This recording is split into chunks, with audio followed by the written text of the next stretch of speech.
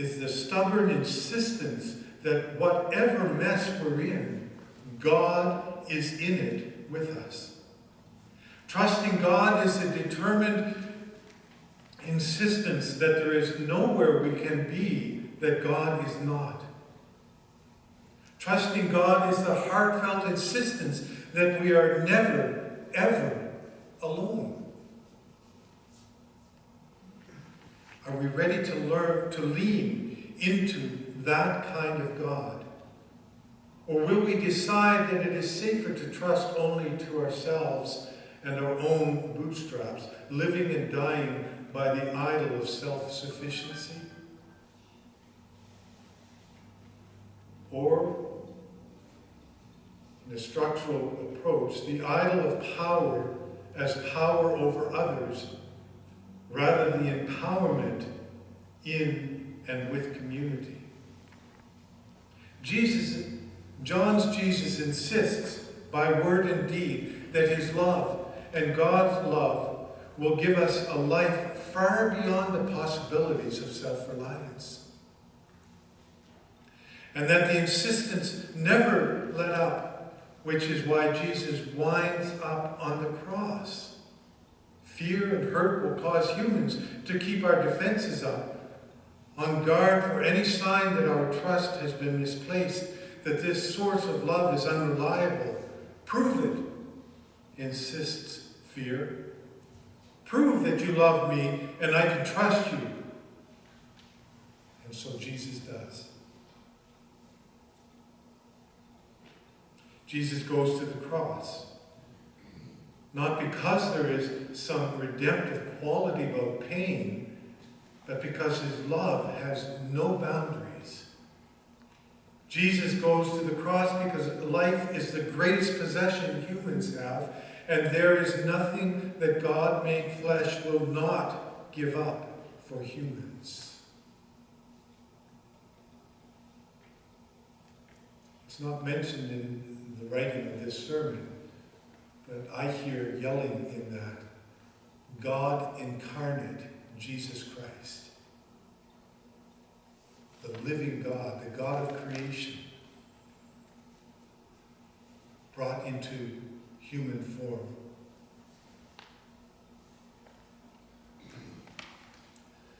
This is what Jesus' kingship looks like. This is where God's power lies, in a love so great that it will go to the furthest ends to demonstrate its trustworthiness, to demonstrate its solidarity with the least of these. To gather those who have been driven away, to break down the dividing wall of hostility, to unite east and west, north and south, Jew and Greek, slave and free, male and female, to reconcile humanity with the earth and with God. All of these images are not new ones to us. We just don't often tend to spend a lot of time thinking in that way. Pilate and Jesus' accusers cannot see this. They make fun of Jesus as a king, draping him in a purple robe and writing "King of the Jews" on the cross above his head. They don't see that they are in the presence of kingship that relies not on violence and oppression. Pilate doesn't see that his soldiers and wealth don't give him power that Jesus has. God incarnate, God present. The accusers don't see that in their zeal to destroy Jesus, they abandon the very God in whom they believe. Boy, our human ability to twist ourselves up, deny the very things that we say we believe.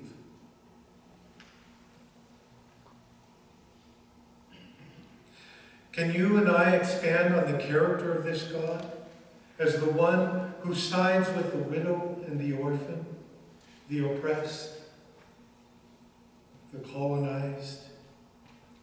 Who calls us to solidarity, to be with Jesus at the cross? John doesn't assign blame.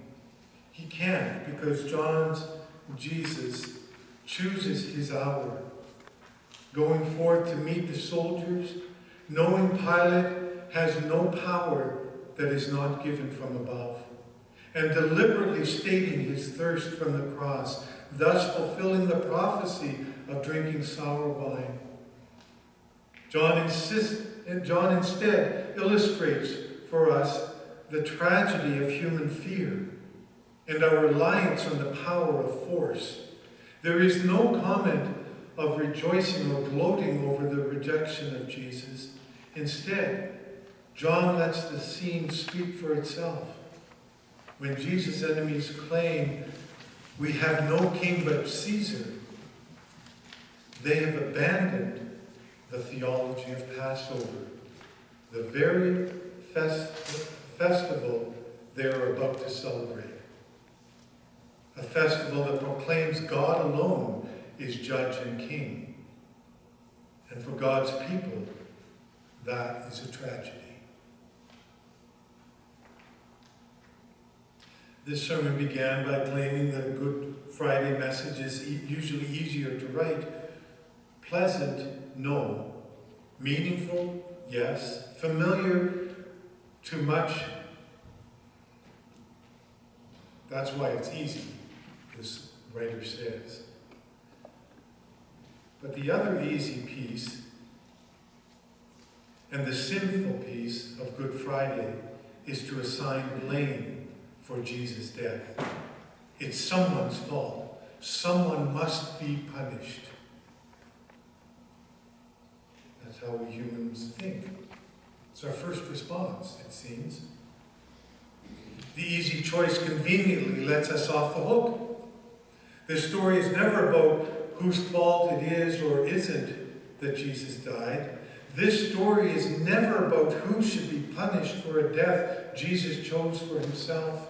Instead, this story is asking us, when God's radical love for us makes us so uncomfortable that we push it away, when does God's radical love for others make us so fearful that we lash out, condemn, and punish?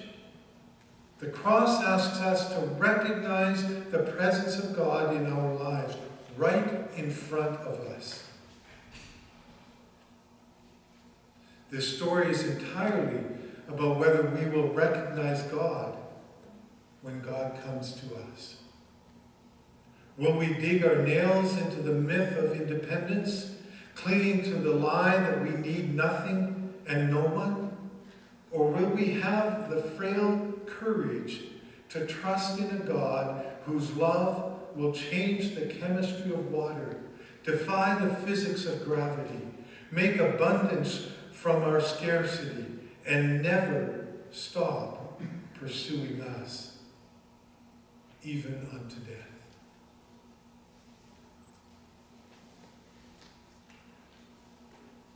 We're going to take 5 minutes. Perhaps some thoughts are stirring in you, some emotions are stirring in you, some prayers that you might be willing to write and lay at the cross. Afterwards, they will be destroyed, let go. You won't need to hang on to them for any purpose. It's your giving something, laying at the cross, and moving forward into the rest of the day and the rest of your life.